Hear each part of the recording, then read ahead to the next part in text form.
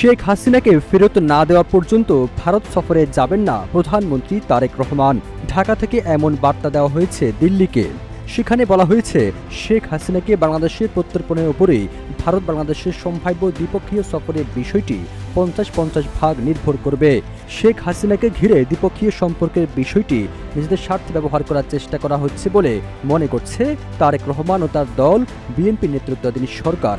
ঢাকার অসন্তোষের বিষয়টি স্পষ্ট হয়েছে দিল্লিকে দেওয়া ওই বার্তায়। কূটনৈতিক সূত্রের বরাতে এমনটাই দাবি করেছে সংবাদ মাধ্যম দ্য ট্রিবিউন। গেল 10 আগস্ট প্রধানমন্ত্রী তারেক রহমানের সঙ্গে ঢাকায় নিযুক্ত ভারতীয় হাই কমিশনার দীনেশ ত্রিবেদীর বৈঠক হয়। ওই বৈঠকে ভারতীয় কূটনীতিককে তারেক রহমান তার এই অবস্থানের কথা তুলে ধরেন। বৈঠকটি প্রায় ৪৫ মিনিট স্থায়ী ছিল। বৈঠকে দুই দেশের সম্পর্ক আরও ইতিবাচক ও গঠনমূলক পথে এগিয়ে নেওয়ার বিষয়ে আলোচনা হয়।